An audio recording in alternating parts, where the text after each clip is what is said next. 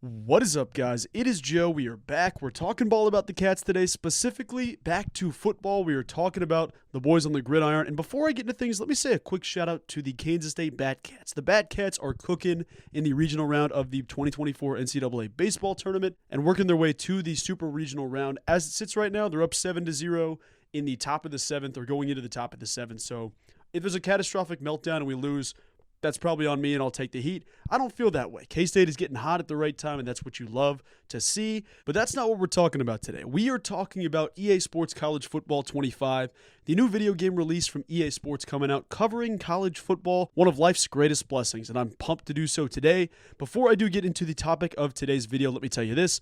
If you like K-State Athletics, if you like the channel, we're continuing to grow, working towards that 2,500 mark. I think right now we're about 2,200. But I'm making videos every other day on the channel talking ball about the Cats. And if that's something you're interested in, be sure and hit that subscribe button. It's free and it does help me out a lot. But the point of today's video, you can see the thing in the thumbnail. You can see it saying EA Sports College Football 25. I decided to do the video a little bit differently. There's been a ton of gameplay stuff that's dropped. There's been a ton of conversation about the game, different game modes, players, different animations, different mechanics, different things that you'll have to think about when the game does drop. But I wanted to tackle specific player rankings. Now, this isn't going to be an overall roster, every single player on the roster that's a starter. That's not this video. If that's something you want, let me know and we can run it back. But today's video I thought would be more like a power rankings list. So in today's video, we're going to rank the top 5 players that I believe will be featured in the game in order 1 through 5. I guess I go 5 through 1 to say it, but who is the highest overall on the team? Who are the top 5 overalls? Starting with number 5, and we'll work our way up. Now, let me say this, because this may sound a little bit more pessimistic than we're used to on the channel, and I'm not going to sit here and say it's because these guys don't deserve 99 overalls or 95 overalls, whatever the case is. But I know how absolutely awful the Madden and EA Sports adjudicators have been over the years, just because I grew up playing Madden every single day for like the better part of 2 decades. Like, that was the daily grind. I've been on the Madden train for a long time. Kind of burnt out as of late, and I think things are going to change around with EA Sports College Football coming back. I'm trying to be as realistic as possible with, the way the game drops. This is what it's going to look like, but that does not mean these numbers aren't going to fluctuate immediately. Like, a good example of this, Avery Johnson is going to be lower, when the game starts. He might be in that mid-80 range, and then he has the ability to work into that 93, 94, 95 as the season comes on, because it sounds like they're going to be paying incredible amounts of attention to the weekly updates to the game of, hey, we're adjusting rosters, hey, we're doing this. You get an Avery Johnson Texas Tech performance, that overall gets boosted 4, 5, 6 points, whatever the case is. But I just wanted to clear that up. So if you hear my list, don't throw rocks and stones. I'm just doing my best to stay realistic in this one. My number 5 player on the list, it's a guy that I think is really, really, I don't even know if underrated is necessarily the right word. He's put together a really, really solid season this past season and emerged as one of the better linebackers in the Big 12 Conference. The 5th best player on Kansas State's roster in terms of EA Sports rankings, I have as linebacker Desmond Purnell.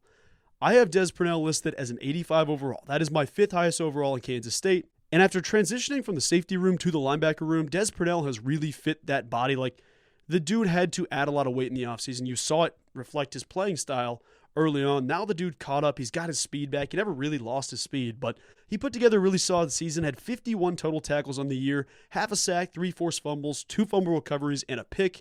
He did a little bit of everything, including breaking up passes in, coverage situations. He also defended the run tremendously, and for the better part of the season, he was one of K-State's best defenders. So I think Des Purnell is going to get a lot of love heading into the 2024 release.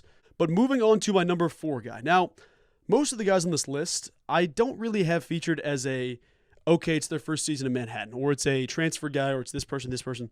This one I'm taking a shot on. This one's taking a guess. Sue me if I'm wrong, but I have our 4th best player, in this case, as Easton Kilty. Now, for Kilty, he's the former North Dakota transfer. He played offensive line, just about every position except for center at UND, and he transferred to Kansas State for his final season of eligibility. Really, really, really high sought-after guy in the transfer portal. Comes to Kansas State, I think he's going to hit the ground running and be the team's starting left tackle if I had to take a guess.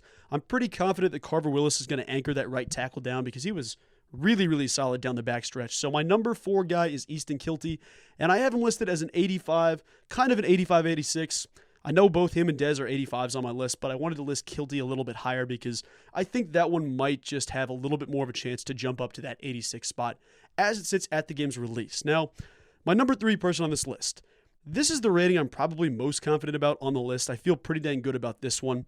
The number 3 player on Kansas State's roster in my mind, I have is Jacob Parrish, the defensive back. Now, Parrish was a really good player. I mean, I don't think you look around the league and say anyone would be like, well, he had this part of his game that he struggled with. The only negative things you've ever really heard mentioned about Jacob Parrish is like, well, he's an undersized guy, so he's not, necessarily going to have jump ball 50-50 situations, but the dude has been a really, really solid player for Kansas State. Thrust into the starting lineup in that Sugar Bowl against Alabama after winning the Big 12 Conference. He then is really just stuck with that narrative. The dude's become a pro's pro at the college level. So Jacob Parrish, I have listed as an 86 overall. Could that be higher? Could it be lower? Absolutely. I don't get paid for video games yet. That'd be pretty sick, and maybe we'll get that figured out. But I think Parrish will probably be in that 86 range if I had to take a guess. That one could even be higher depending on what the perception is. Jacob Parrish last season had 44 total tackles, half a sack for the Cats, 4 picks, and 9 pass breakups for Kansas State. The dude is no stranger to being around the football. He's been best described as kind of that sticky coverage guy that Kansas State has done so well with in the past, so he really fits that description. I think he's going to be an NFL player and be a successful one at that, but I think that Kansas State is going to have a really solid corner on their roster with Jacob Parrish. I think the room as a whole is probably going to be pretty good. I think Keenan Garber is going to be in the low 80s as it sits. Maybe it's wrong, maybe it's right. But I think Kansas State's going to have some really good options in that room in the game and in real life. But I wanted to mention Jacob Parrish because he's done a great job. And he was another under-recruited guy that Kansas State really churned out into, okay, hey, we're super confident about this kid. We think he can be great. He's proved that already. So I totally have faith in Jacob Parrish to continue that trend. And I think video game Jacob Parrish is going to be a dog. So he deserves the number 3 spot on my list. The number 2 spot, this is one where it kind of jumps up a little bit in overall. Because with Kansas State, I feel like the video game roster is going to be very middle to low 80 heavy, which not necessarily a bad thing, but I don't see us having multiple guys over some mid 90 number. Like, we're not going to have 8 or 9 guys just off the rip, because at the end of the season, you might have that situation. Once you learn a little bit more about the offensive line, you'll have somebody in that room, because it's a Conor Riley offensive line. You'll have somebody that's one of the best in the country, just the way it goes. But my number 2 guy on the list, I have as Austin Moore. I think Austin Moore, without question, is one of the best players on the defense. He's a veteran dude. He's been around Kansas State, but proved himself as a walk-on and has quickly earned the title of the machine. I mean, that's what he is. He's a machine. He goes about his business, coming back for his final season before going off to the NFL level. Or I think he also mentioned PA school, which is what my girlfriend's doing. So cool, small world on that one. But Austin Moore, I mean, the dude's coming off back-to-back 60-plus tackle seasons. In 2022, when he earned the nickname The Machine, had 87 total tackles, a sack and a half, 2 forced fumbles, a fumble recovery, a pick, and 4 pass breakups. This past season, had to switch into a different role a little bit, calling plays for the defense because you lose Daniel Green pretty early on in the season. Had 63 total tackles, 1.5 sacks, and 1 fumble recovery for the Cats.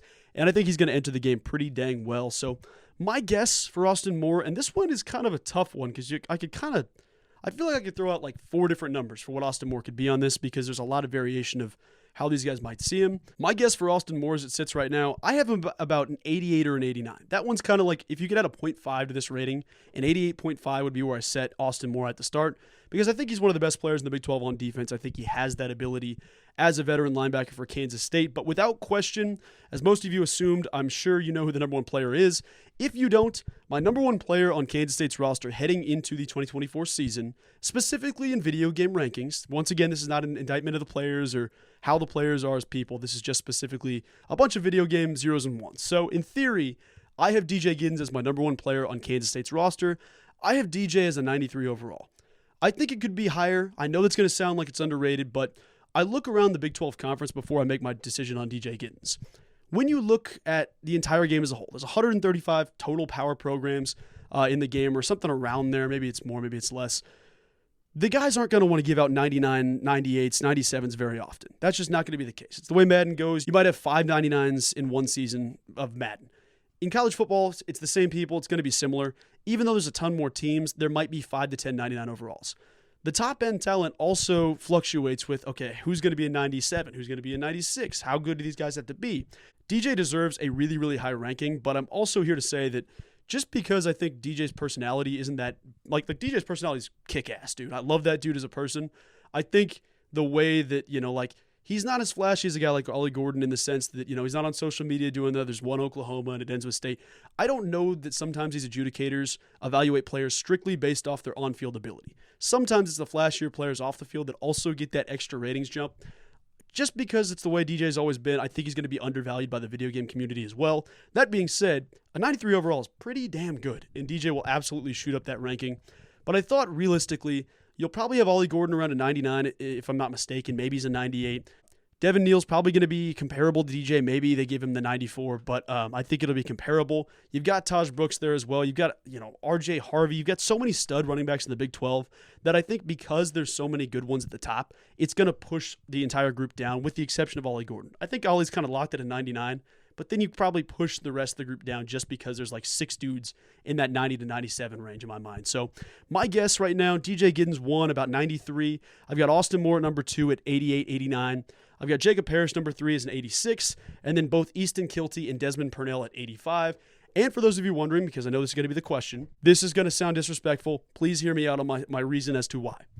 I have Avery Johnson listed as an 84 overall as it sits right now. Could that be drastically underrated? Absolutely. And I think Avery's going to be a 90-plus player by the season's end. But the reason I say that, with Avery's specific skill set, his running stats are going to be juiced. Everybody on the game is going to want to use an athletic mobile quarterback.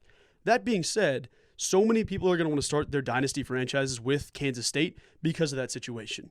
Avery, as a sophomore, listed around 84. If he's anything higher, if you redshirt him a year or you just wait a year, the dude's player development is going to be through the roof, and you have Avery Johnson as a 99 by a junior. Like, that's the situation that you might get into, and I don't think the game wants to do that with dynasty modes. They want to have as much fair and balanced game as possible.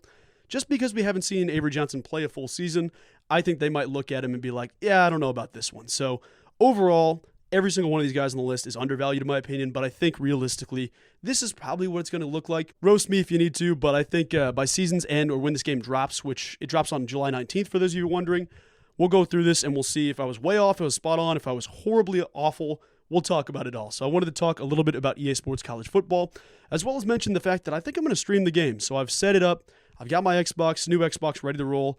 I needed to get the next-gen console because I've been on the Xbox One for too many years at this point, and it wouldn't, that would explode if I tried to do that. So this is a great reminder to say that. So once the game drops on July 19th, I will definitely toss in some EA Sports College Football video games, whether it's some live streams or a video specifically. I'll definitely toss that into the fold this offseason. But guys, that's going to do it for today's video. I just wanted to talk a little bit of ball about the Cats, specifically the video game Cats, as we get closer to the season.